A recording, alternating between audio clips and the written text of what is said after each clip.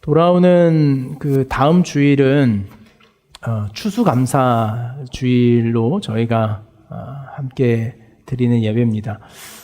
예배 시간이 저희가 추수감사 주일에는 그 성찬 성례 예식이 있기 때문에 가능한 여러분들이 어떤 출타를 하시거나 일정이 있더라도 성찬 성례 전에 함께 참여하시는 좀 마음의 각오들을 해주셨으면 좋겠습니다. 예배가 오후에 시작이 됩니다. 오후 5시에 예배가 있고 여러분의 세례를 다시 기억하는 재언약식, 그리고 저희 공동체 한 명의 세례자와 한 명의 입교자의 예식을 갖고 함께 성찬의 떡을 잔을 나누는 시간이 있습니다. 그래서 교인의 가장 중요한 의무 중에 하나입니다. 그래서 그 의무의 자리에 반드시 여러분들이 시간을 확인하고 함께 할 수 있으면 좋겠습니다. 그 추수감사주일에 맞추어 저희는 12번, 추수감사주일까지 13번인데요. 13번의 주일을 흰남이라고 하는 주제로 어렵게 좀 끌고 왔던 것 같습니다. 그 까닭 없는, 과연 까닭 없이도 우리가 신앙할 수 있을 것인가 라고 하는 주제들로 몇 가지 이야기를 좀 나눴는데, 오늘은 그 추수감사주일에 맞춰서 저희의 좀 중요한 결단, 그리고 여러분에게 주는 어떤 도전 한 가지를 나누는 것으로 오늘의 말씀을 나누어 보고자 합니다. 말씀을 듣기 전 옆에 계신 분들께 오늘 설교를 통해서 제가 좀 미는 모토가 하나 있는데, 옆에 있는 분의 일을 좀 인사처럼 나눴으면 좋겠습니다. 용기를 좀 냅시다. 이렇게. 옆에 계신 분들에게 용기를 좀 냅시다.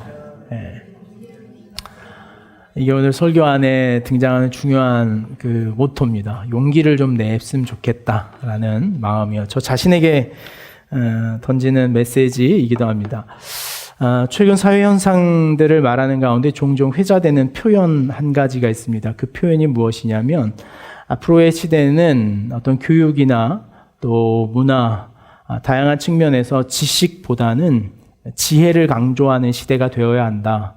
또 우리의 교육적 환경이 지식을 전하는 교육에서 지혜를 기르는 교육으로 바뀌어야 한다. 사회와 문화도 역시나 지식의 측면에 머무르지 말고 지혜의 측면으로 나아가야 된다라고 하는 요구들, 또 바램들, 요청들을 맞닥뜨리고 있는 것이 오늘날의 사회 현실입니다.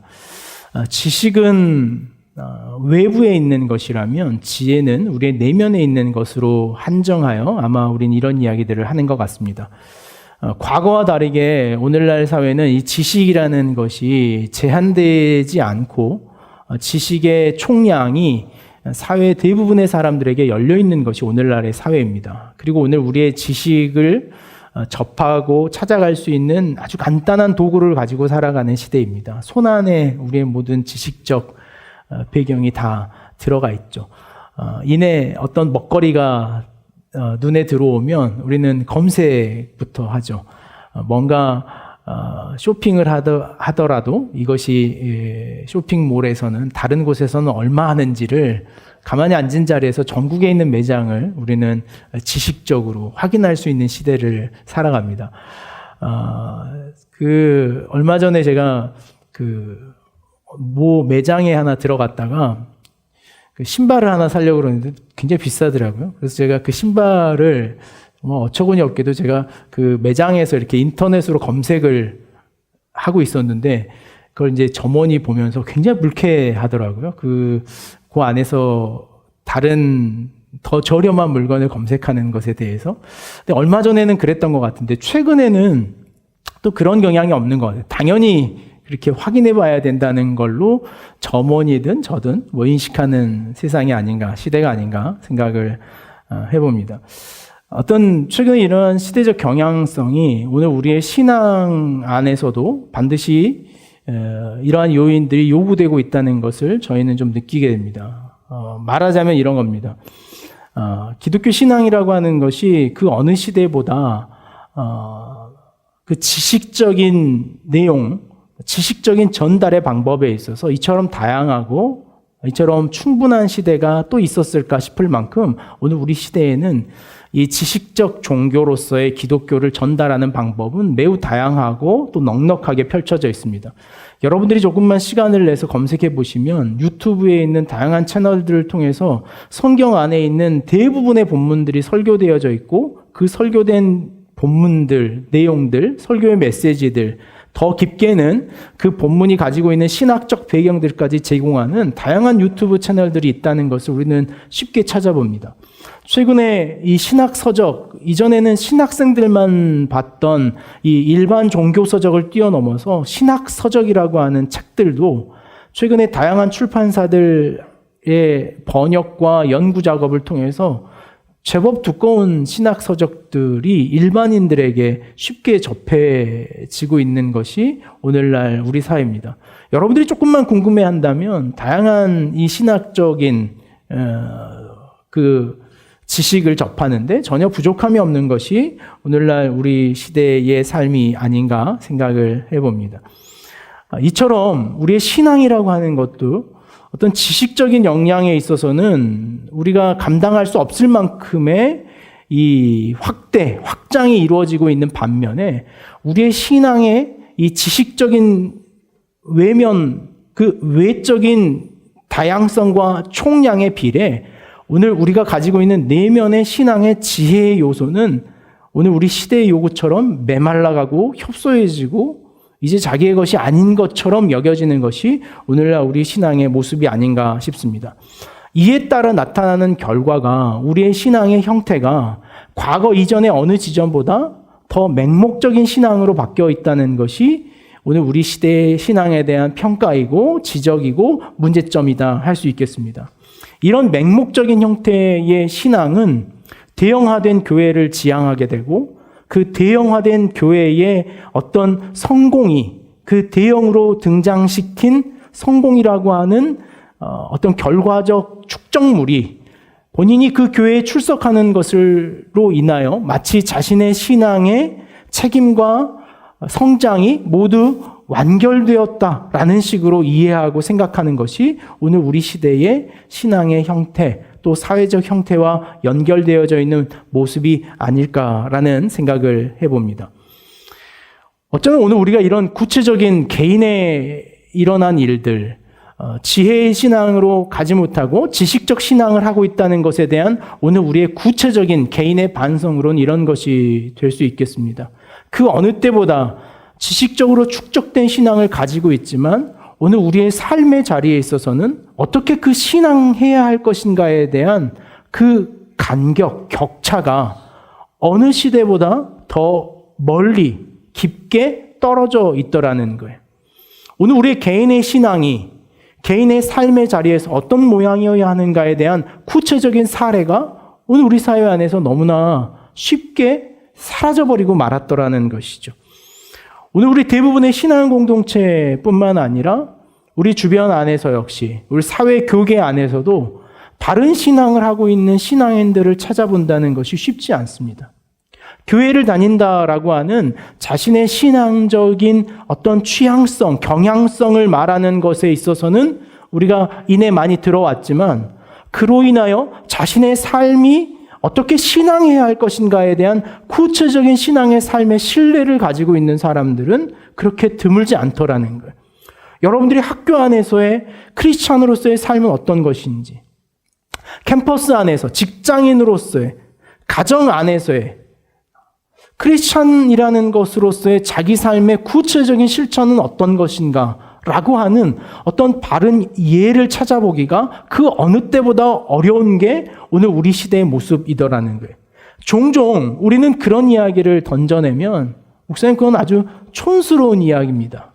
옛날에나 그렇게 신앙했지 요즘 그렇게 신앙했다가는 왕따 되기 십상입니다. 라고 말하는 것이 오늘 우리 시대가 얼마나 현 시대의 지점처럼 지식적인 종교를 지향하고 있고 그 지식적인 종교가 되어버렸는가에 대한 결론적인 자기 증명에 설 수 있더라는 거예요.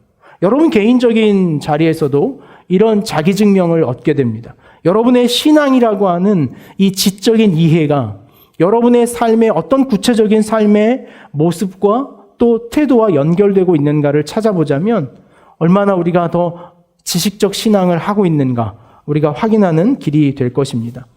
어쩌면 이를 좀 더 극대화시켜서 표현해 보자면 오늘 우리의 교회라고 하는 것은 중세 교회가 면제부를 판매하는 것으로 그 은전 하나, 성전의 금화 한 입을 떨어뜨리는 것으로 자신의 종교적 책임과 책무가 모두 끝난 것이라고 중세의 면제부를 팔았던 교회의 모습과 오늘날 우리 시대의 교회의 모습은 너무나 유사한 점이 많이 있더라는 거예요.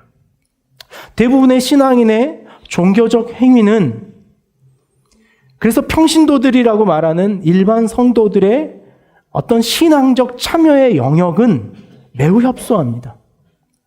한국교회 통계상 대부분의 교회가 그 교회의 5%가 그 교회가 지향하는 신앙의 운동과 책임에 동참한다고 하는 통계가 있습니다. 매우 적은 수치죠. 저희는 한 80명 정도라면 몇 명이나 5%? 그렇게 보면 우리는 좀 더 넓은 퍼센테이지를 갖는 것 같아요. 수가 적어서 아마 그렇지 않은가 싶습니다. 아무리 대형화돼도 평신도들이 교회의 사회적 봉사와 섬김의 자리를 찾아 들어가는 것이 그렇게 쉽지 않더라는 거예요. 제가 경험했던 몇몇 그 대형 교회 사역에서 역시 그랬습니다. 평신도들의 신앙이라고 하는 것은 주일날 예배드리고 일정의 헌금을 하는 것으로 자신의 종교적 책무를 다합니다. 그리고 그 사회적 책임과 신앙으로서의 실천은 교회라고 하는 큰 이름, 큰 몫에서 그것이 진행되어야 된다라고 하는 생각을 하죠. 그래서 우리가 어떤 점을 더 지향하게 되냐면 더 큰 교회, 더 대형화된 교회, 더 많은 헌금이 더 큰 일을 할 수 있다는 우리의 인식으로 우리의 삶을 끌고 가더라는 거예요. 그래서 우리는 지향하죠. 더 큰 교회가 돼야 됩니다. 저희도 좀 더 큰 교회가 되어야 더 큰 일을 하죠. 큰 재정을 모아야 더 큰 일을 할 수 있다는 것으로 우리는 생각하고 말았다는 거죠. 오늘 우리가 이런 이야기를 하는 것에 용기가 좀 필요합니다. 왜냐하면 매우 실제적이고 또 그 도전의 과제가 여러분들에게 매우 신박한 일이 되기 때문에 그렇습니다. 이쯤에서 오늘 다시 한번 옆에 계신 분들과 좀 이야기 나눠볼까요? 용기를 냅시다. 네, 용기를 냅시다. 여기까지 다시 좀 용기를 내봅시다. 제가 하루 이틀 이러는 건 아니니까 지치지 마시고. 오늘 본문 욥기 28장은 저와 여러분이 용기를 낼 만한 그 용기의 정점이 어디인가를 우리에게 좀 설명해 주는 본문입니다. 욥기 28장은 욥의 독백과 같은 말씀입니다. 정리하자면 1절에서 13절까지는 욥이 어떤 지혜에 관한 독백으로 이런 내용을 담고 있습니다. 어떤 내용이냐면 지혜라고 하는 것이 마치 보물처럼 열심히 땅을 캐거나 무엇인가를 열심히 해서 얻어지는 것이 아니다라는 말을 1절에서 14절까지 합니다. 다시 한번 정리할까요? 지혜라고 하는 것은 열심히 보물을 캐듯이 자신이 노력하고 최선을 다한다고 해서 얻어지는 것이 아니다라는 말을 하고 있는 거예요. 15절에서 23절까지는 지혜란 돈을 주고 살 수 있거나 누군가에게 배워서 되는 일도 아니다라는 말을 하고 있습니다. 지혜란 무엇인가? 라고 하는 것에 대한 욥의 이야기는 그러므로 결론적으로 23절에 있는 말씀에서부터 그 지혜에 대한 방향을 우리에게 제시해 줍니다. 28장 23절 말씀을 한번 같이 읽겠습니다. 하나님이 그 길을 아시며 있는 곳을 아시나니. 욥의 중략입니다. 앞에 있는 지혜라고 하는 것, 그것은 자연의 이치, 무엇인가를 스스로 연구하고 깨닫고 파고 깊이를 재서 알 수 있는 것은 지식의 영역이라면 지혜라고 하는 것은 그렇게 얻어지는 것은 아니다라는 거예요. 지식이라고 하는 것은 우리가 탐구하고 준비하고 깨닫고자 노력하며 그것을 찾아 연구하는 것으로 얻어진다면 지식은 그렇게 얻어질 수 있지만 지혜는 그렇지 않더라는 거예요. 오늘 우리 마음에 그렇습니다. 지식을 찾아가는 신앙, 지식의 신앙이라고 하는 것은 개인의 열정과 열심으로 채워질 수 있는 것이 신앙이기도 합니다. 그것이 어쩌면 이 본문 안에서는 욥의 세 친구가 던지고 있는 욥에 대한 항변입니다. 욥아, 좀 더 고민해봐라. 좀 더 하나님 앞에 바르게 서봐라. 그렇다면 그 지식이 이해가 될 거다라는 거예요. 욥이 그 말에 대해서 답하는 것이 오직 그 지혜는 그것으로 지식을 알 수 있겠지만 지혜는 하나님만이 그 길을 아시며 하나님만이 그것이 어디 있는지를 말씀해 주실 수 있는 분이다. 이렇게 결론합니다. 그리고 나서 24절 말씀을 한번 같이 볼까요? 이는 그가 땅끝까지 감찰하시며 온 천하를 살피시며 바람의 무게를 정하시며 물의 분량을 정하시며 비 내리는 법칙을 정하시고 비구름의 길과 우레의 법칙을 만드셨습니다. 그때 그가 보시고 선포하시며 굳게 세우시며 탐구하셨고, 마치 그 지혜라고 하는 것은 오늘 우리의 세상이 펼쳐져 있는 것처럼 세상 모든 곳에 편만하게 펼쳐져 있는 것이다 라고 욥은 말하고 있는 것이죠. 그러면서 28절에 결론처럼 이렇게 말합니다. 또 사람에게 말씀하셨도다. 보라, 주를 경외함이 지혜요 악을 떠남이 명철이니라. 이 본문에 있는 말씀하셨도다라는 말씀을 우리가 조금 더 이해하기 쉽게 번역한다면 이렇게 번역해 볼 수 있습니다. 또 사람에게 말씀하시기를 이라고 읽을 수 있는, 하나님께서 사람에게 말씀하시기를 지혜란 주를 경외하는 것이고 악에서 떠나는 것이다 라고 말하는 거예요. 오늘 우리가 앞선 욥의 이야기를 잠시 좀 거슬러 올라가 볼까 합니다. 욥의 문제의 출발은 뭐였습니까? 욥이 고통당하는 이유의 출발점은 무엇이었습니까? 그것은 인과응보, 이해관계를 따른 하나님에 대한 신앙, 그것이 사탄의 주장이었습니다. 이해관계가 있으니 그것이 그렇게 되니 사람들이 신앙하는 것 아니겠습니까? 라는 사탄의 주장에 대하여 하나님이 욥을 근거하여 그렇지 않다라는 말씀을 던져주는 것이죠. 그 인과응보, 원인과 결과에 벗어난 신앙이 가능하다라고 하는 것을 욥을 통하여 하나님은 이 싸움을 펼쳐가고 있는 것이죠. 우리가 알고 있는 사실 한 가지는 욥은 옳았습니다. 욥은 결론적으로 맞았습니다. 욥은 죄가 없이 고통을 당하는 의인 한 사람이었습니다. 결과적으로 다시 본다면 그 인과응보적으로 원인과 결과를 따라서 욥에게 가르치고자 했던 친구들은 틀리고 말았습니다. 욥은 옳았지만 고통을 당했습니다. 그것이 오늘 욥기를 읽는 어려움이라고 우리가 여러 차례 말했죠. 옳지만 고통을 당하는 것. 틀렸지만 고통을 당하지 않는 친구들과 다르다는 것. 여기에 지혜의 문제가 있습니다. 친구들의 지혜라고 하는 것은 자신이 옳은 행동을 하는 것을 통하여 하나님께서 자신에게 마땅한 보응을 주는 것이 그들에게 지혜였습니다. 그것을 앞으로 연결해 보자면 오늘 우리가 말하고자 하는 지식의 영역에 그들은 지혜에 있다라는 자기 주장으로 자신의 삶을 살아오더라는 거죠. 지식적 신앙을 마치 지혜로운 것처럼 살아가는 친구들 역시 이 주장을 하고 있더라는 거죠. 욥은 무엇을 말합니까? 그래, 나도 왜 하나님이 그러시는지 답은 모르겠다. 그러나 욥이 24장에서 27장까지 말하는 것처럼 이것을 은유적으로 풀어본다면 이런 거예요. 하나님께서 땅 끝까지 감찰하시고 바람의 무게를 정해서 그 바람을 오늘 우리에게 불게 하시는 하나님을 안다면, 여러분 이 욥의 고백을 좀 감동 깊게 들으셔야 됩니다. 바람의 무게를 정해 우리에게 불어오게 하신다는 거예요. 이게 얼마나 근사한 표현입니까? 바람의 무게를 정하셨다는 거예요. 너무 세게 불면 우리가 날아가 버리기에 그 바람의 무게를 정해 우리에게 필요한 만큼의 바람을 보내시는 분, 그 원인과 결과를 가지신 분, 그 하나님이 옳다면 오늘 내가 당하고 있는 이 고난도 이해할 순 없지만 옳은 것이다 라고 말하는 거예요. 이게 욥이 말하는 지혜입니다.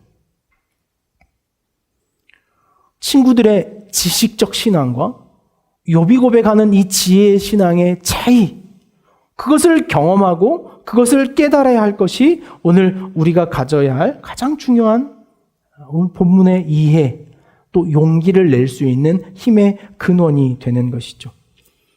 욥도 모르기는 마찬가지였습니다. 내가 왜 이를 당하는지, 왜 내가 이 고통을 당해야 되는지 욥도 몰랐습니다. 그러나 욥이 알고 있었던 것은 무엇입니까? 바람을, 질량을 정하고 그 무게를 오늘 우리에게 불어오게 하시는 하나님을 믿는다면 나에게 닥쳐온 이 고난과 이 어려움도 하나님의 선하심 안에 있다는 것을 나는 확실한다. 왠진 모르겠지만, 그것이 어떤 결과로 끌어가는 것인지는 모르겠지만 내가 하는 것 한 가지는 하나님은 의롭다는 것이다. 여러분, 이게 욥의 용기입니다. 이것이 욥이 가지고 있었던 지혜예요. 지식과 지혜의 차이를 우리는 좀 더 알아볼 필요가 있겠죠. 친구들에게 지혜라고 하는 것은 마치 금이나 은과 같이 땅에 깊이 그것이 감추어져 있는 것처럼 돼 있어서 그것을 캐기 위해 열심히 자신이 노력하고 깨닫고자 노력하는 것으로 그 지혜가 얻어지는 것으로 생각하는 것이 친구들의 지혜였습니다.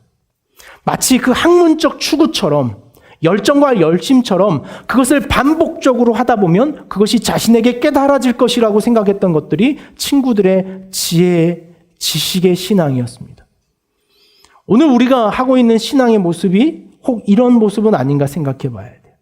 이 지식적 신앙, 무엇인가를 탐구하고 연구하는 것으로 머물러 버리는 신앙, 그것을 발견했다라는 것으로 결과를 얻어버리는 신앙, 하나님을 만난 것으로 결과를 얻어버린 신앙이 된다면 우리는 다시 지식적 신앙을 하는 거예요. 여러분, 하나님 만나기를 원하십니까? 하나님이 어떤 분인지를 알기를 원하십니까? 그래서 우리의 신앙이 하나님이 이런 분이구나 라고 알고 끝나버렸다면 그것은 오늘 이 친구들이 말하는 마치 금은 보석을 구하는 신앙, 배우고 학문하여 얻어지는 신앙의 모습과 같더라는 것이죠. 지식적인 신앙을 오늘 우리와 조금 더 연결하여 이야기하자면 그렇습니다.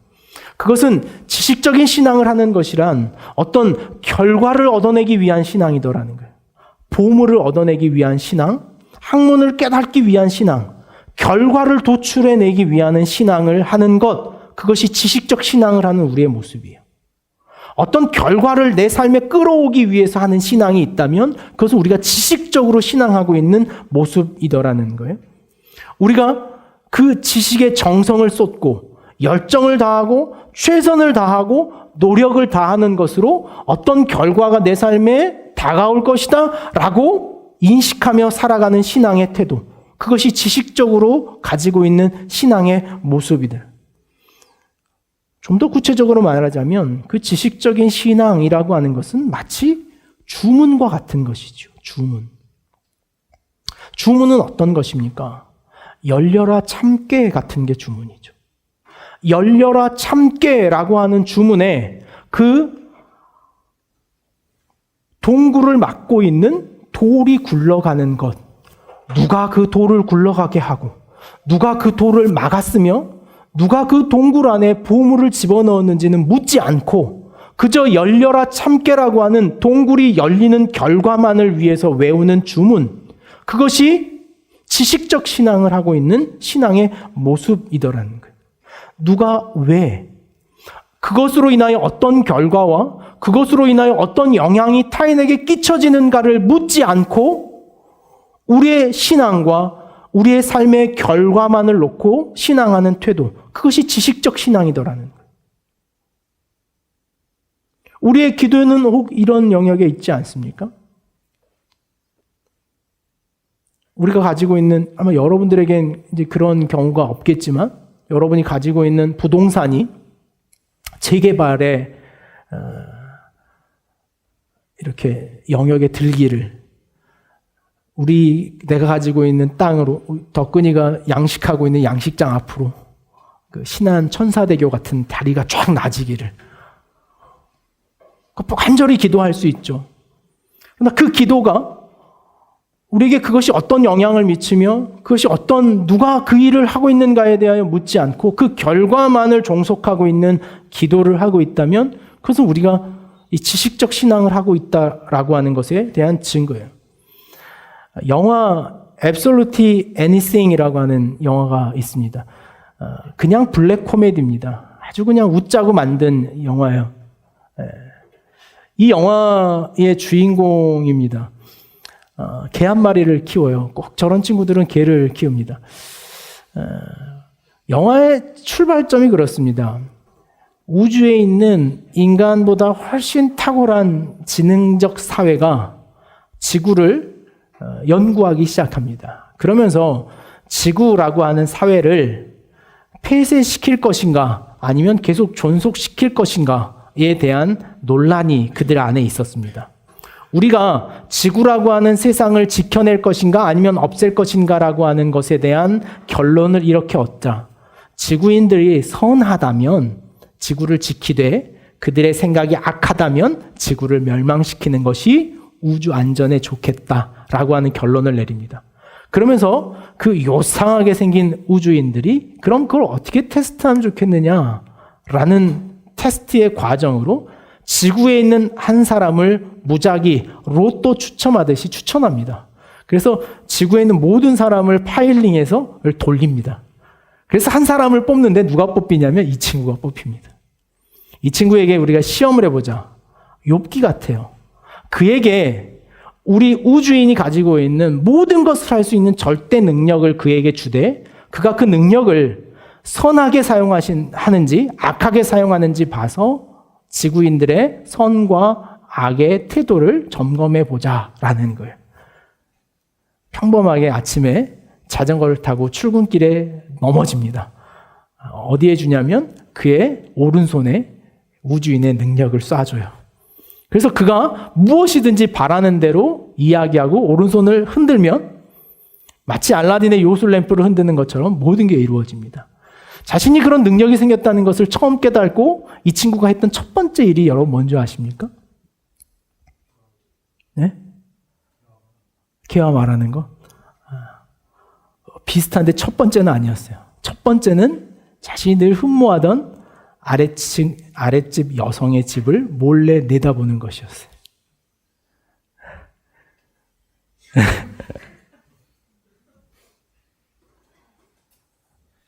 영화는 아주 시시하게 끝납니다. 정기 혹시 영화를 봤는지 모르겠어요. 개에게 말하는 능력을 줍니다. 그래서 개하고 친구가 돼요. 가장 친한 친구가. 그래서 그 외계인을 누가 무찌르냐면 저 개가 무찌릅니다. 정말 앞뒤 없는 블랙 코미디예요. 우주인들이 판단합니다. 인간이란 절대적인 능력을 주면 악하게 사용하는구나 라고 결론을 내려요. 자신이 편할 대로 자신의 삶에 유익한 대로 세상을 다 흔들어 놨더니 정리가 안 됩니다. 자신을 사랑하는 이 여인이 자신을 사랑했으면 하는 마음을 갖는데 영화를 좀 더 설명하자면 그래요. 그쯤에 우주에 정전이 됩니다. 재밌죠? 우주에 정전이 돼서 그 기능이 잠시 마비돼요. 그래서 속으로 이렇게 바랍니다. 아래층 여자가 나를 사랑했으면 사랑하게 해줘 라고 흔드는데 그 타이밍에 마침 정전이었어요. 근데 이 여인이 고민을 해왔어요. 위층에 있는 저 남자가 너무 순수해서 사랑하고 싶은데 어떻게 할까? 용기를 내서 이 여인이 배를 누릅니다. 그리고 다짜고짜 키스를 퍼붓죠. 이 남자는 뭐라고 생각합니까? 진심이 아니야. 저건 내가 부린 마술이야 라고 착각해요. 인간은 그렇죠. 우리가 절대적인 능력을 가진다면 어떨까? 굉장히 내용은 유쾌하지만 생각해 볼 것이 깊은 영화였습니다. 오늘 우리에게 어떤 그런 주문과 같은 신앙이 생긴다면, 그것이 어떤 지식적인 도구로 사용될 수 있는 영역에 다다른다면 여러분들은 뭘 바라시겠습니까? 여러분들 손에 이렇게 하나의 구슬이 놓여 있다면 여러분 뭘 흔드시겠습니까? 에? 아프리카의 기근을 해결하시겠습니까? 아니면 좀 더 키가 커지는 일, 좋은 직장에 들어가는 일, 이런 일에 여러분의 손을 흔드시겠습니까? 우리의 신앙은 어디에 있는 것일까라는 거죠. 마태복음 11장 말씀을 한번 넘어갈까요? 마태복음 11장에는 오늘 우리가 질문하고 있는 이 주제에 대한 질문을 예수님께서 비유 안에 말씀하고 있는 비유가 등장합니다. 시작하는 비유가 그렇습니다. 이 세대를 무엇으로 비유할까? 예수님은 이 세대를 세례 요한을 붙잡아 놓고 그의 신앙을 조롱하는 그 시대적 종교인들에게 하는 메시지죠. 이 시대를 무엇에 비유할까? 그것은 마치 장터에 앉아 제 친구들을 불러서 그들에게 피리를 불되 피리를 불어도 춤추지 않고 슬피 울어도 함께 울지 않는 시대라고 말할 수 있겠구나라는 거예요. 오늘 이 원어적인 표현에는, 원문은 유대인들이 알고 있는 굉장히 유명한 속담 같은 겁니다. 피리를 불면 함께 춤추어라. 누군가 슬피 운다면 함께 울어라. 그것이 그들이 가지고 있는 속담이었어요. 아니 땐 굴뚝에 연기 나겠느냐? 오늘 우리가 자주 쓰는 말, 그 말이 무슨 내용인지 알죠? 우리는. 그 일상적인 표현처럼 누군가가 피리를 불거든 춤을 추고 누군가가 슬피 울거든 함께 울어라.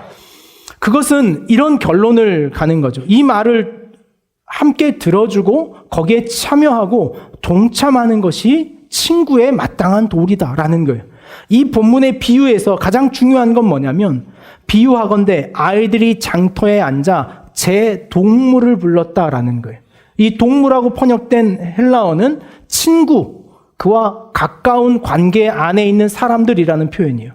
그가 피리를 불되 왜 부는지 이유를 모르는 것이 아니라 이유를 알고 있는 친구 관계더라는 거예요. 가까운 이웃 관계에 있는 사람들을 말하고 있더라는 거예요. 오늘 예수님께서 이 말씀을 하는 것은 이렇습니다. 피리를 불면 기뻐하는 것이 맞고 슬피 울면 함께 우는 것이 맞는데 그 친구들이 이따위 말을 하고 있는 거예요. 어떤 말이냐면, 누군가가 피리를 불어서 함께 춤추자 그랬더니 한 친구가 그러는 거예요. 야, 그 피리 소리가 그게 뭐냐? 그거 내가 춤추겠냐? 그렇게 피리를 불어가지고? 라는 식으로 대꾸하는 시대를 말하는 거예요. 누군가가 피리를 불었더니 야, 그게 음이 맞냐 지금? 그 플랫대 가지고 그 자꾸 듣기 싫은 소리를 내는데 내가 춤을 추겠냐? 라고 피리 소리가 들려와도 그것에 동참하지 않고 그것의 문제를 지적하며 자신의 삶을 거기에 참여시키지 않는 태도를 말하는 거예요. 슬피 울어도 울지 않는 건 이런 거예요. 누군가가 슬피 울고 있는데 그 슬피 울고 있는 사람에게 가져가서 위로하는 거예요. 그렇게 울 일은 아니다. 내가 생각해 보니 그건 좀 지나갈 일이다. 내가 그렇게까지 울 일이라고 생각하지는 않는다 라고 말하는 것이 오늘 예수님이 말씀하시는 이 비유의 핵심적인 요지예요. 친구의 요청을 거부하고 친구의 상황과 형편에 대하여 참여하지 못하는 시대적 삶의 모습, 그것이 그 당시에 종교인들이 가졌던 모습이더라는 거예요. 어쩌면 오늘 지금 우리 시대가 가지고 있는 모습이죠. 피리를 불어도 좀처럼 춤추지 않는 시대입니다. 피리를 부는 것이 두려운 시대죠. 왜요? 피리를 불었다가는 또 다른 지적 앞에 우리는, 또 다른 문제제기 앞에 우리가 놓여야 하기 때문에 그래요. 피리를 불었다가는 네가 피리를 불만한 사람이냐부터 조사를 받죠. 제가 피리를 불어볼까요? 그럼 여러분 뭐부터 걸고 넘어지겠습니까? 당신이 피리를 불만한 사람입니까? 부터 거는 거죠. 누군가가 슬피 울고 있다면 당신의 울음이 합리적인 울음입니까? 당신이 그렇게 울만한 울음입니까? 그걸 그렇게 오래 울어야 합니까? 이제 그만 웁시다 라고 그를 조언하고 채근하고 다그치는 것으로 바뀌어버린 오늘 우리 시대예요. 그래서 슬퍼서 울지를 못해요. 슬퍼도 우리의 눈물을 참아야 해요. 왜요? 그 슬픔을 공감해주는 시대가 아니기 때문에 그래요. 피리를 불어 기쁜 일이 있어도 그걸 기쁘다고 말할 수 없어요. 왜요? 그건 누군가의 조롱이 되거나 비판에 놓일 확률이 있기 때문에 그래요. 그게 오늘 우리가 살아가고 있는 지식적 사회 아니겠습니까? 다 알아버린 사회. 타인에 대하여 지식적으로 탐구하는 시대. 내가 저 친구를 알아가는 내 삶의 방법이 그 지식적 탐구의 영역을 넘어가지 못하는 것. 저 친구가 왜 즐거워하는지, 저 친구가 왜 힘들어하는지는 모르고 그 친구가 무엇을 가지고 얼마나 유용하고 얼마나 실용성 있는 사람인지를 따져 친구를 맺는 그 지식적 관계 안에서의 오늘 우리의 삶. 오늘 우리 사회는요, 심지어 배우자를 선택하는 것에 있어서도 이 지식적 한계에 몰려 있어요. 그가 나에게 맞는 사람인가? 내 삶이 저 사람으로 인하여 얼마나 편안해질 수 있는가? 그 지식적 도구의 틀로 서로를 견주어 관계하고 있는 오늘 시대적 삶의 아픔이 우리의 아픔이 아닌가라는 생각을 하는 거죠. 요한은 먹지도 않고 마시지도 아니하매 그들이 말하기를 귀신이 들렸다 하더니 18절입니다. 세례 요한은 자신의 경건성을 드러내기 위해 이 시대에 와서 먹지도 않고 마시지도 않았습니다. 그랬더니 그 먹지도 않고 마시지도 않는 세례 요한을 먹지 않았다고 비판했어요. 아니 좀 뭘 먹으면서 해야지, 저렇게 먹지도 않고 혼자 저렇게 하면 누가 당신을 따라가겠어? 좀 먹으면서 길을 좀 맞춰야지. 좀 먹고 마시면서 세상이 어떻게 돌아가는지, 오늘 문화가 어떻게 되는지 조금 읽어가면서 가야지 왜 이렇게 독선적으로 가고 말았어? 아무리 신앙하는 것도 좋지만, 개인의 신앙을 갖는 것도 좋지만 평균은 맞춰서 걸어갔어야지 라고 요한을 비난하더니 예수에게는 뭐라 그랬습니까? 인자는 와서 먹고 마심에 말하기를 보라, 먹기를 탐하고 포도주를 즐기는 사람이요 세리와 죄인의 친구로다 하니. 요한은 먹지 않아서 요한의 말을 듣지 않더니 인자가 와서는 먹는다는 문제를 걸어 이제는 예수의 말을 듣지 않는 이 시대의 모습을 보는 거예요. 저렇게 먹는 것만 좋아하고 저렇게 노는 것만 좋아해가지고 저 사람이 가르치는 게 뭐 대단한 게 있겠어? 저 사람이 누구와 함께 하는지를 봐야지. 저 사람이 세리와 죄인들과 그 세상에 버려진 사람들과 함께 하잖아. 그러니 그의 말을 들을 필요가 있겠어? 라고 하는 주장으로 흘러가는 것. 그것이 그 시대의 삶이었고 그 시대의 종교인들이었어요. 지식적 종교를 하고 있는 사람. 먹지 않는다는 문제를 앞세워 그의 말을 듣지 않았고, 먹는 자에게는 먹는다는 문제를 앞세워 그의 말을 듣지 않았어요. 예수님 그러는 거예요. 그러니 누가 이 말을 듣겠냐? 누가 이 신앙의 언어를 들을 수 있겠느냐? 그러면서 하시는 말씀이 뭐예요? 지혜란 그 행하는 일로 인하여 옳다함을 얻으리라. 너희가 지혜 있는 자라면, 너희의 신앙이 지혜의 영역에 머물러 있다면 너희가 오늘 어떻게 살고 있는가를 통하여 너희의 지혜가 지식이 아니라는 것을 평가받게 될 것이다 라는 말씀을 오늘 하고 있는 것이죠. 지혜가 무엇이겠습니까? 하나님을 경외하는 것, 악에서 떠나는 것, 그 높으신 분을 아는 것이 명철이다 라고 말합니다. 지혜란 오늘 우리가 하나님께 어떻게 잘 보여, 그분이 우리에게 주시는 결과가 틀어지지 않게 할 것인가 라고 생각하는 것이 아니라, 오늘 지혜라고 하는 것은 오늘 우리의 삶의 모든 전반이 하나님께서 내 삶에 이루고자 하시는 하나님의 뜻과 계획의 실천의 현장이라고 하는 것.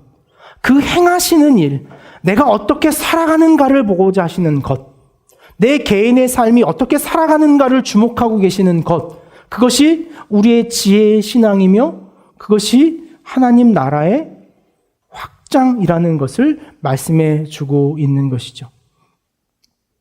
지혜를 잃어버린 지식적 신앙, 그것은 응당 주문의 신앙으로 갈 수밖에 없고 결과를 지향하는 신앙으로밖에 갈 수 없는 거예요. 그래서 우리의 신앙을 어디에 비추어 봅니까? 늘 결과에 비추어 보죠. 욥은 결과에 비추어 본다면 실패하죠. 오늘 우리의 삶의 결과에 비추어 신앙하는 것이 아니라 내 삶의 이 지점이 우리가 지난주에 나눴던 것처럼 예수의 신앙이란 무엇이었습니까? 예수의 신앙, 인간 예수의 신앙이란 뭘까요? 그것은 자신의 현실의 삶, 그 초월적 존재가 시간과 공간의 제한성 속에 들어와 있는 것, 그것이 예수의 신앙이죠. 예수의 신앙 고백이란 하나님의 아들이라고 하는 초월적 신비를 가지고 있는 그 절대적 오른손을 갖고 있음에도 불구하고 굶주렸고 배고팠고 슬퍼 울고 안 되는 일 때문에 가슴을 쳤던 것, 그것이 예수의 신앙이죠. 혹 우리는 그 초월적 신앙을 갖는 것이 우리의 신앙의 결론인 것처럼 착각하고 있다면 우리의 지혜와 지식은, 우리의 지혜라고 하는 것은 우리의 현실의 삶의 자리에서 우리의 구체적인 실천이어야 된다는 것을 다시 한번 말씀해 주고 있는 것이죠. 교회가 앞서 있는 저 같은 사람이 큰 죄를 지은 죄인이죠. 문제를 가지고 있는 사람입니다. 여러분의 신앙을 교회라고 하는 지향점에 모두 종속시켜버리는 것, 그것이 오늘 우리 교회, 지금의 교회가 해왔던 모습이에요. 여러분의 신앙은 어디에 열심히 하면 신앙이 좋은 것이었습니까? 교회에 열심히 봉사하면 좋은 신앙을 가진 것이다 라고 착각하게 해왔던 것. 오늘 우리 이 착각에서 좀 벗어나야 돼요. 그래서 필요한 힘이 뭔지 아세요? 용기입니다. 이쯤에서 다시 한번 옆에 계신 분들하고 좀 이제 다 왔어요. 용기를 냅시다 이렇게. 그래서 우리에게 용기가 필요한 거예요. 기억하는 교회에 대한 하나님의 뜻과 계획이 무엇일까를 유심히 고민하는 중에 한 두어 달을 보냈습니다. 무거웠습니다. 저에게는. 제법 무거운 스트레스가 저에게도 있었던 것 같아요. 그 무게를 짊어지기에 고단했던 것 같습니다. 용기가 나지 않았어요. 여러분 앞에 이 설교를 쏟아내는 것이. 그러던 중에 저에게 특별히 그것을 용기 낼 수 있는 지점으로 저를 인도해 주셨습니다. 그래서 제가 용기를 내서 이 설교를 할 수 있게 되었습니다. 제가 처음 이 사건을 배웠던 것은 이제 여러분에게 좀 도전하려고 하는 내용인데요. 2000년에 있었던 미국의 캘리포니아에 있는 코스틸 커뮤니티 처치라고 하는 곳에 있었던 한 사건이었습니다. 제가 이 이야기를 처음 접하고 가히 정말 그 흥분을 감출 수가 없었어요. 그래서 이 목회 현장에서 내가 반드시 이루어야겠다, 경험해야겠다, 실천해야겠다라고 하는 각오가 있었던 일입니다. 데니 벨렛이라고 하는 담임 목사님, 목회자와 그의 목회 사역팀이 함께 고민하면서 이뤘던 일이었습니다. 그들의 고민은 여기서 출발했습니다. 어떤 고민이었냐면 대부분의 성도들의 신앙에 대한 자기 참여와 실천이 교회라고 하는 공동체에 모두 자신의 헌금과 함께 기부되어 있더라는 거예요. 그래서 자신의 신앙의 실천은 우리 교회가 하고 있는 일로 대신되어져 버렸더라는 거죠. 그래서 교인 대부분의 실천이란 무엇이냐면 교회 와서 예배 드리고 은혜 받고 헌금을 하는 것 외에는 기독교인이라고 하는 어떤 사회적 책임, 자기 역할의 어떤 책임도 다 면죄부를 얻어버리는 신앙에 대하여 고민하고 만들어내는 이야기였어요. 역시 동일한 고민입니다. 하루는 이 목사님이 교회 재정을 하나님 나라 운동에 사용하겠다라고 하는 선포를 하고 100명의 지원자를 모집하는 광고를 냈습니다. 100명의 지원자를 하나님 나라 확장에 헌신하실 분 100명을 모집합니다. 라고 하는 광고를 냈어요. 특별히 우리 두드림에 계시는 분들은 이 이야기를 가서 꼭 다른 앞선 설교는 욥기 이야기는 다 잊어버리시더라도 이 이야기는 꼭 나눔에서 나눠주셔야 됩니다. 데니 벨렛이라고 하는 목사님이 100명의 지원자를 모집했습니다. 그리고 그 단 100명의 지원자에게 일정의 금액을, 돈을 나눠주면서 그들에게 이런 세 가지 조건을 제시했습니다. 첫 번째, 이 돈은 자신의 돈이 아닌 하나님의 돈이라는 것을 기억하십시오. 그것이 첫 번째 조건이었습니다. 두 번째, 이 돈은 반드시 하나님 나라의 회복을 위하여 사용해야 합니다. 세 번째, 90일 후에 그 돈의 사용처와 그 돈이 사용됐던 내용과 결과를 교회 앞에 보고해야 합니다. 라는 세 가지 조건이 있었습니다. 2,000명이 모이는 교회였습니다. 2,000명이 모이는 교회에서 이 세 가지 조건에 반응하며 모집되는 100명의 지원자들이 있었습니다. 그 100명의 지원자들이 교회에서 제공되는 $10,000씩을 자신이 받았습니다. $100씩을 받았습니다. $100씩을 자기가 쥐어지고는 자기 스스로 이런 고백을 했다 그럽니다. 내 인생에, 내 평생에 가장 쓰기 어려운 돈을 손에 쥐었다. 이렇게 표현했대요. 가장 쓰기 불편한 돈을 내 손에 쥐었다라고 고백을 했답니다. 그리고 그들은 고민하기 시작했어요. 이 돈을 어떻게 사용할 것인가? 한 사람이 이렇게 사용했답니다. 마침 자신이 이 불치병 어린이들을 돕기 위한 이 책을 읽어주는 자원봉사를 하고 있었는데 그 책을 읽어줘야겠다는 마음의 첫 시작점으로 이 돈을 사용했다는 거예요. 그래서 그 돈으로 몇 권의 책을 사서 불치병 아이들에게 찾아가서 아이들에게 책을 읽어주는 봉사를 하기 시작했다는 거예요. 한 사람은 자기 지역에 있는 노숙자들에게 자신이 담요를 사서 겨울철에 그들이 따뜻하게 삶을 지켜갈 수 있도록 담요를 나눠주는 일을 했다는 거예요. 어떤 사람은 자신 주변에 있는 가난한 이웃에게 직접 찾아가서 맛있는 저녁을 한 끼 준비해 주는 것으로 그 돈을 사용하게 됐다는 거예요. 어떤 사람은 당시에 예수라고 하는 영화가 상영됐는데 이 예수라고 하는 영화가 자기 지역에서 개봉될 수 있도록 그 돈을 마중물 삼아서 주변에 있는 사람들을 모아서 $6,000라고 하는 큰 기금으로 그 돈을 확대시켰더라는 거예요. 어떤 사람은 어린 아이를 유산했거나 최근에 장례를 치른 사람에게 찾아가서 꽃 한 송이를 선물하고 그를 위로하는 일을 그 돈을 통하여 사용했다는 거예요. 어떤 사람은 미혼모들에게 찾아가서 그 미혼모 가정이 가지고 있는 실제적인 어려움을 돕기 위해서 그들에게 그 돈을 사용했다는 거예요. 그 중에 있어서 굉장히 뛰어난 하나의 변화가 있었는데 어떤 사람은 그 $100로 자신이 첫 장학재단에 첫 자금을 내서 그 돈이 나중에 $10,000까지 넘어가는 장학재단을 설립하는데 그 돈을 처음 사용하게 됐더라는 거예요. 90일 후에 그들이 보고를 했습니다. 100명에게 지급됐던 돈은 그들이 통계해 보니 그 100명에게 영향력을 끼쳤던 돈은 결과적으로 25만 명이라고 하는 사람에게 그 돈이 확장되는 것을 그들은 직접 경험을 했습니다. 금액적으로는 150만 달란트까지 그들이 가지고 있었던 돈이 확대되는 것을 150배 이상 늘어나는 것을 그들이 경험했어요. 그러면서 그들이 쏟아내는 신앙의 고백이란 이런 거예요. 지식적인 신앙을 넘어 지혜의 신앙이 무엇인가를 스스로 경험해보는 너무나 중요한 경험이 됐더라는 거예요. 스스로 자신이 폐쇄된 기독교 공동체에 머물러 있는 것이 아니라 사회와 매우 가깝게 접해 있다는 것을 경험하는 특별한 경험과 성장을 그 프로그램에 참여한 사람들이 모두 경험하게 됐더라는 거죠. 그들의 고백은 하나 같았습니다. 주는 것이 받는 것보다 훨씬 행복하다는 사실을 그 일을 통해서 경험했어요. 하나님이 반드시 우리의 기도에 응답하신다는 것을 그 사건을 통해서 경험을 했습니다. 그리고 놀라운 변화가 무엇이냐면 자신들이 교회로부터 받았던 $100뿐만 아니라 자신에게 부여된 시간과 돈 모든 것이 하나님의 것이라는 것을 그 운동에 참여함으로 자신이 경험하게 됐더라는 거예요. 큰 일은 작은 돈에서부터 시작한다는 것을 그들은 모두 경험했습니다. 또 한 가지 경험은 자신이 섬길 수 있는 기회는 우리 주변에 매우 가깝게 있다는 것을 그들이 확인하고 알게 되었어요. 결론적으로 그들이 가장 크게 배웠던 건 뭐냐면 인생에 무엇이 중요한가를 배우는 계기가 되었더라는 거예요.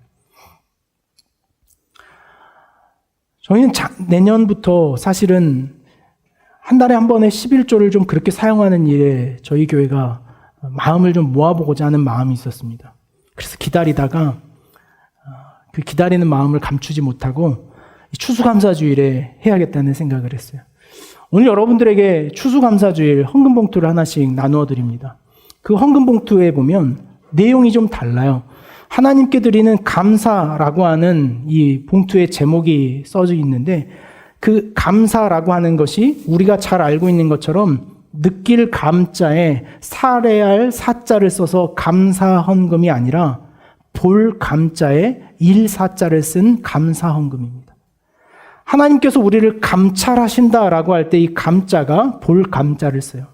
우리가 어떻게 살고 있는지를 살피는 일을 하는 거죠. 우리가 그 낸 감사 헌금을 다음 주에 있는 추수감사주일에 우리의 지식이 아닌 지혜의 삶을 모아 여러분이 헌금한 돈을 오늘부터 저희 교회도 저희 교회는 이제 전체적 교인의 총량이 있기 때문에 100명을 모집하는 것은 불가능하고 10명을 모집할까 합니다. 그 10명의 이름을 이렇게 좀 붙여봤습니다. 굉장히 레트로하죠. 저희가 용기를 좀 내고 촌스러워지고 이러자는 마음으로 꼭 한번 도전하세요. 사랑하세요. 규칙은 이렇습니다. 이 돈은 내 돈이 아닌 하나님의 돈입니다. 이 돈은 하나님 나라 확장에 사용하실 것입니다. 그래서 저희는 90일이 아니라 60일 후에 교회 앞에서 자신이 어떻게 사용했고 그것을 통해 어떤 경험이 있었는가를 반드시 느끼게 될 것입니다. 여러분들이 오늘 가져간 헌금 봉투에 담아온 헌금 총량의 n분의 1을 할 예정입니다. 더 많은 돈이 갈 수도 있겠죠. 여러분들이 다음 주에 모아온 여러분들의 신앙형, 정말 도전하고 싶은 것은 사실 이런 마음이었어요. 실천하고 싶었던 것은 여러분들이 다음 주에 이걸 시크릿 감춰놨다가 여러분들이 감사 헌금을 낸 봉투를 성찬과 함께 다 그대로 나눠주려고 그랬어요.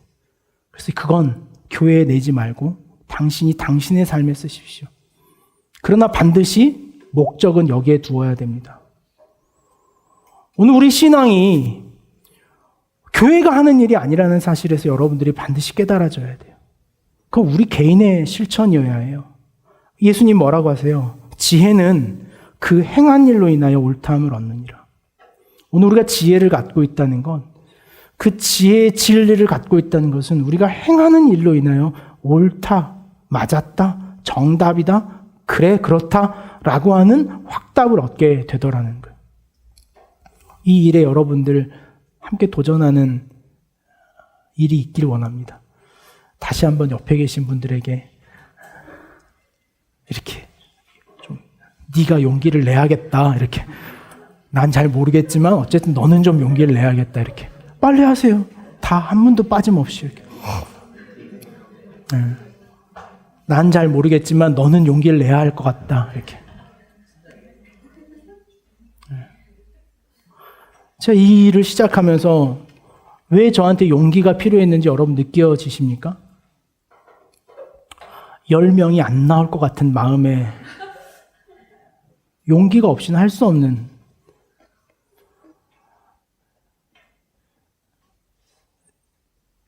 용기를 좀 내봤습니다. 저 역시. 그래, 하는 데까지 해보자. 분명히 하나님 앞에 반응하는 사람이 있을 것이다 라고 하는 희망을 제 안에 가지고 있습니다. 하나님 나라의 확장은 이 지혜로운 자들에 의해서 펼쳐지는 것이죠. 여러분 왜 신앙하십니까? 우리 왜 신앙할까요? 한 해를 마무리하는 쯤에 서 있죠. 인생을 마무리할 때쯤에도 우리의 인생을 한번 묻겠죠. 내가 왜 살았을까? 내가 왜 이렇게 열심히 했을까? 그때 그 공부 왜 이렇게 열심히 했지? 왜 그거 그렇게 죽는 일인 것처럼 붙잡았을까? 그때 그 고집 왜 그렇게 부렸을까? 그거 내가 좀 허락해 줬으면 됐을 텐데 그거 왜 절대 안 된다 그랬을까? 라고 돌이켜보는 지점이 있겠죠. 우리가 그런 지점에 서 있다 생각됩니다. 저와 여러분의 삶을 이 용기의 지점으로 끌고 갈 수 있기를 원합니다. 그래서 이 연말에 오늘 우리의 삶이 하나님 앞에 지식을 넘어 지혜의 신앙을 갖는 것, 그것으로 오늘 우리의 삶이 하나님의 나라를 경험해보는 그 놀라운 경험으로 여러분을 초대합니다. 말씀을 맺고자 합니다. 오늘 우리가 함께 나눴던 제법 어려운 찬양의 가사 중에 이런 가사가 하나 있죠. 불합리한 현실 속에서 주의 사랑을 외치게 해. 저는 이게 용기라고 생각했습니다. 생각하는 하나님의 나라, 그리고 우리가 바라는 진정한 소망이 있다면 오늘 이런 용기를 다시 한번 내보는 결단인 것 같습니다. 여러분의 삶이 불합리하다라고 하는 핑계와 절망 속에 머물러 있지 말고 다시 한번 주의 사랑을 외칠 수 있는 지점에 섰으면 좋겠습니다. 다음 추수감사주일에 저의 예배의 마음은 무엇에 대한 감사냐면 오늘 이 시대에 대한 감사를 함께 고백하는 예배를 좀 드려보고자 합니다. 우리 너무 원망하고 절망하는 일에 익숙해져 있는 것 같아요. TV를 틀면 양여야 의원들의 인상 붉히는 모습만 늘 보죠. 한번 도전해 보려고 그래요. 여러분의 삶의 사회에서 아니에요. 살만해요. 하나님 이렇게 일하고 계시는 걸 저는 봤거든요. 라고 하는 여러분들의 삶의 고백을 쏟아내는 일에 우리가 함께 서보고자 합니다. 아니에요. 세상 이렇게 많이 좋아졌어요. 할만해요. 해볼만해요. 라고 하는 믿음의 고백을 가지고 우리의 추수의 감사의 예배를 드리는 예배. 그것이 우리가 바라는 마음입니다. 불합리한 형식 속에서 주의 사랑을 다시 외치는 저와 여러분이 되기를 원합니다. 우리 이 찬양 같이 한번 고백하실까요?